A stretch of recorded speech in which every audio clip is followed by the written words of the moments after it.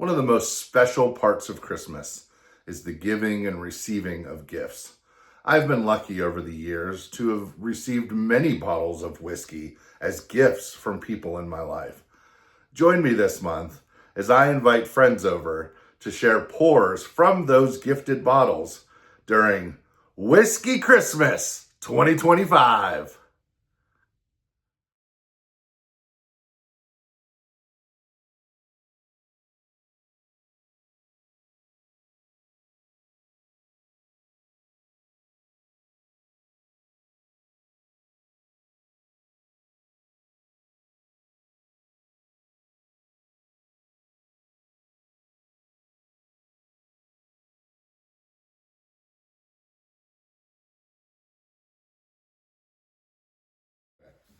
Let's do that and pull my shirts up.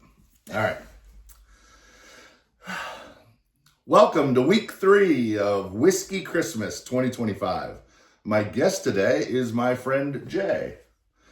And if you've been watching these at home, these first 2 weeks, you know that what we're doing, the theme of this year, is gifted bottles. Bottles that have been given to me as gifts.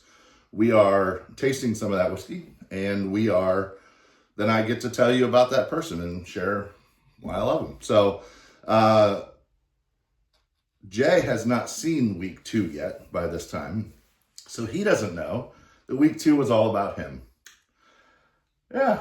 What? Yeah, just talked about you for a whole 15-minute video. Sorry. And here's the best part about Jay, is this is a bottle of some shape that he brought me.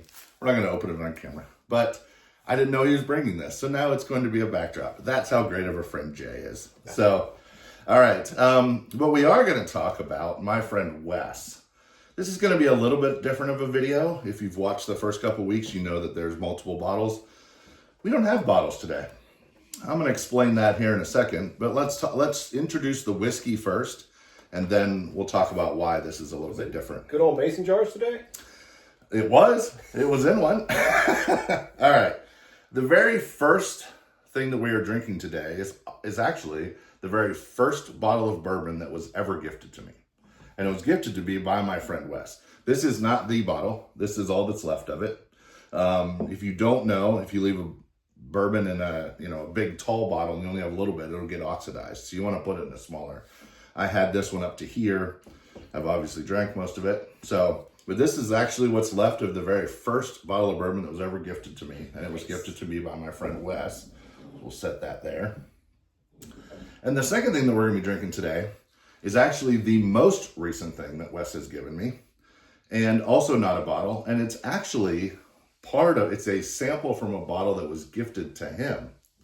And what that is, I don't know if you can read that or not. It is Pappy Van Winkle's Family Reserve 23 year. That's right, folks. We're doing Pappy 23. That's right. All right. I'll leave those set right there. If you want, I forgot that I was going to do this for this bottle. If you want, we are going to do this with your hands, Jay. We're going to show you those 2 bottles.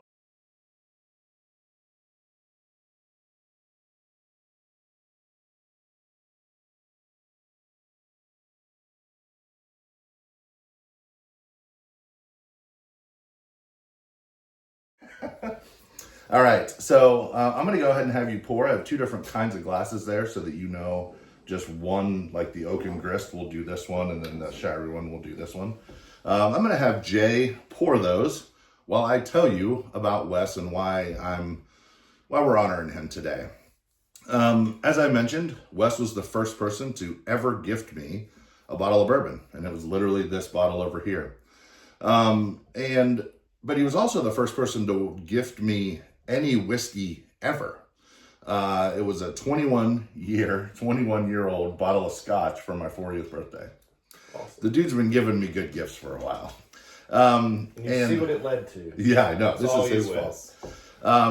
But he's gifted me more than bottles. In fact, he hasn't gifted me very many. If you saw the list of J's in last week's video, I will leave this here so it just reminds us. And I'll take this one first so that we're going to keep them in order, so we'll do them like this. But Wes has given me more than just bottles. The first thing I'll share is that he's shared with me some wisdom. If you know anything about bourbon, there's some 3 basic rules that make up bourbon. Has to be distilled in the United States, has to be 51% corn, has to go in a new oak barrel. That's it. But there are hundreds and hundreds of different ways to actually make bourbon, from the different mash bills and the years that you keep it and the water and all that kind of stuff, and where the rick houses and the distilleries are. They all are very, very, it's very wide. And most of that knowledge that I knew came from Wes. He taught me a lot of really good information when I was first getting into whiskey. And besides that, he's also shared with me whiskey nights. I try to have a whiskey night once a month-ish. And the first 2 whiskey nights I ever went to were at Wes's house. So he kind of introduced the whole theme to me and how many to do. And that was great. The third thing is he's gifted me with experiences. There's a thing called the Kentucky Bourbon Event, or the Bourbon Affair is what it's called. And it's 1 week long. And every day there are kind of these behind the scenes things that you can go. An example is you can go to the master distiller of Maker's Mark. You can go to his house and have breakfast with him. Oh. You and 10 other people. Awesome. And the prices for these events range anywhere from $200 to $2,000 per event. And he had already purchased 3 or 4 events worth of stuff, and the person that he bought them for couldn't go. And so he offered them to me for free. That's generosity of Wes. But then the other thing that's great about Wes is just his generosity of spirit. He's the first person to say you don't buy whiskey for yourself, you buy it to share. Gotcha. If you know me well at all on this channel, you know that I don't drink by myself, which sounds silly with all these bottles, but I literally buy all these to share with folks. And I got that from Wes. So now that we know about Wes, let's get these here. Let's jump into, we got them in order, right? So this one is, glass is this one. Yes. Yeah. Okay. Let's jump in. Yeah. 1920 is it's always so rich to me. Yeah. It's very sweet, almost. I don't want to put stuff in your head already. I have a tendency to blab a lot. What are you getting out of the nose? You get a lot of the alcohol. Yeah. Right up front. For sure. What's the proof on this? Yeah, let's talk about that. I have some notes, folks. The proof is 115. Okay. Just a little bit higher. It doesn't have an age statement, but I found online that they're usually around 6 years old. Okay. It is 72% corn, so the ethanol is going to be a little bit higher. That makes sense. Only 18% rye and 10% malted barley. If you're wondering about the name, 1920, Brown Foreman, who makes Old Forester, was one of the 6 distilleries that got a license to make whiskey as medicine during Prohibition. Gotcha. So this is the recipe. 1920 is the recipe from the original from 1920. It's the recipe that they used. Medicinal whiskey. This is medicinal whiskey. Yeah. It smells medicinal. I'm almost getting a little bit of chocolate. Are you getting any chocolate? No. Is that just me? I'm getting a little toast. Yeah. Yeah. Let's try it. Definitely got some legs on it. Yeah, the alcohol is that's that corn. Yeah. Every time I see a large corn content, ethanol is made from corn, duh. But right. I get that hit of alcohol on this one.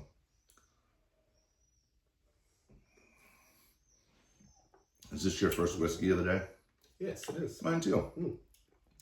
We're actually filming this 2:30 on a Sunday afternoon. You wanted to do noon. I know. I didn't want to be, Well, that's warm already. You're jumping into 115. Right off the bat. All right, let's do a second sip because the first one's, if we're both trying 115 for the first time. Yeah.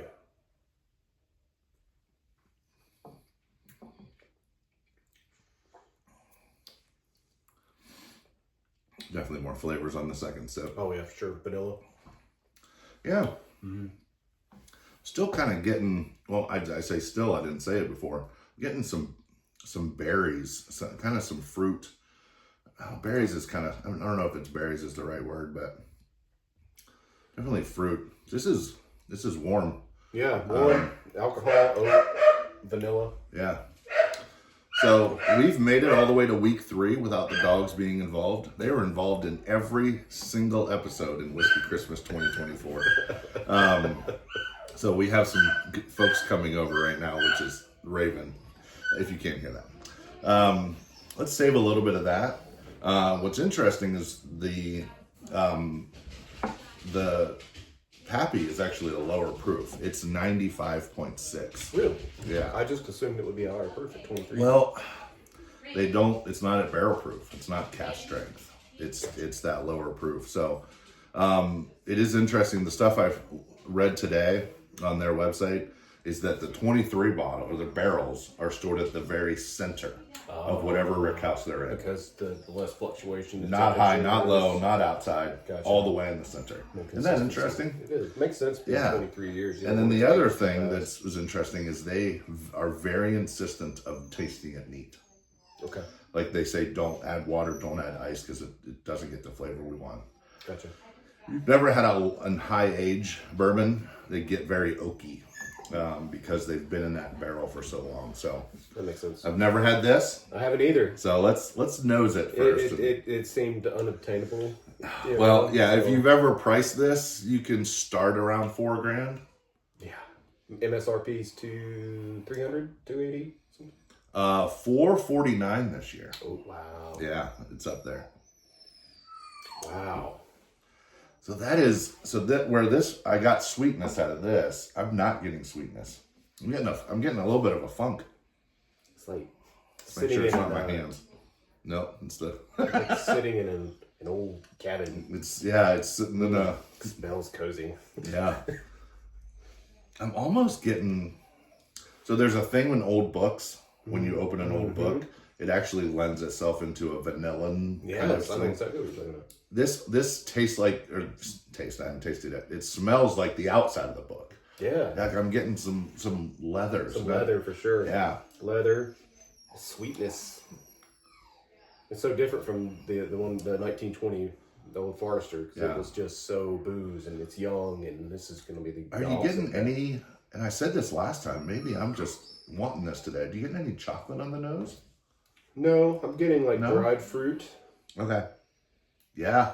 Dried fruit. Yeah, I'm Obviously getting oak and not. This isn't a lot of chocolate. Like all the other stuff. This is kind of like very subtle. That dark chocolate. Yeah. I can see that. Yeah. Which I could also now that you've said it. I could also see that though with like a dried fruit. Whenever we have whiskey nights, we have dried cherries, not sweet, and dark chocolate because they're nice palate cleansers. It almost is like those two together. Yeah. All right, we waited this long. Let's go for it.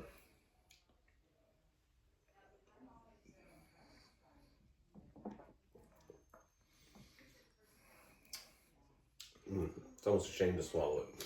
Wow. That is lingering. Wow. It is almost like taking a slow walk back across my tongue to my back of my. I hope I'm not making a lot of mouth noises on camera. I hope we are. Whoa. I don't know if they're ever going to get Pappy 23 again. Oh my gosh. Wow. There's a lot going on there. Yeah. The oak is not your typical upfront oak that you Nope. get. It is not too much. Like I I've expect had it to be double much- oaks that have more oak than that. Exactly. All right.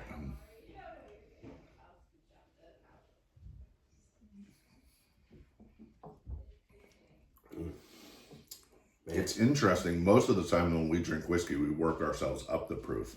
Right. This is 20 proof points lower, and you'd think it'd be thin and Right. watered down. It is full of flavor.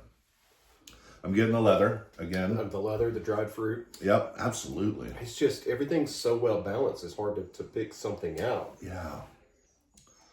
Like I don't think I would ever see this, No. right? So, Exactly. Thank you, Wes. yeah, thank you. Wes. I went into this worried that it was going to be too oaky for me. And I don't mind oak. Right. I like double oak and toasted. It's sitting in that barrel for 23 years, you would assume. Yeah, and I was worried that I was not going to enjoy it. Everyone, like, Pappy can be overrated. Everyone says that. Like, Right. there's some other bourbons that are better than Pappy. And I get that. And so I didn't want to not enjoy this, but I do enjoy this. Yes, this is very good. I mean, top 5 pours. Oh, I'm getting way more fruit on the And nose. it's not as after I've had big, it. bold flavors that I would expect Nope. either. It's Nope. very subtle, but balanced. It's probably one of the most balanced bourbons. Like we had George T. Stagg on week 1.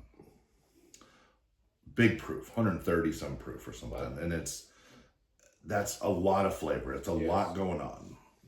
This is so much lower proof, but it still fills the room. Like I'm still, like I feel like I'm gonna spit because I still feel it on the sides of my tongue. No, I'm salivating. I am absolutely salivating tasting this, and I can see why you would say, "Do not put ice in this. Do not put water in this." It would so delicate. It would just throw it off. Delicate's a really good word. Like it's not. Again, I was worried that this was going to be overbearing. I'm gonna try this again real quick. There's a decent amount of toast in that. Yeah. But not the oak. It's like, so I just went back to the 1920. Okay. It's still sweeter, but it almost, and 1920 is great. Yeah. I mean, it wins people's blinds all the time. Oh, really? But it's, even at a 20% or 20 proof point higher, it just seems spicy. Going back to it, I smell more brown sugar. I didn't even smell it, I just drank it. Brown sugar and a little tobacco. Oh, yeah. Yeah. Absolutely. Mm-hmm. It's not overpowering with sweetness, but it's not as, absolutely not as complex. And this is a great pour all by on its own, you know? Yeah. No, it's great. It's good stuff. Oh, my goodness. Well, we don't want to make this video. Oh, my. Just caught the fawning over this. Yeah. Drooling over this Pappy. But yeah. We're probably going to hang out after this and drink a little bit more. But thank you for joining me, Jay. Make sure you watch week 2 now. So you know how much we love you. I'll watch week 1 and 2. But thank you for joining us on week 3 of Whiskey Christmas 2025. And Merry Christmas. And thank you, Sam, for sharing your bourbon as you do. Happy to. Merry Christmas.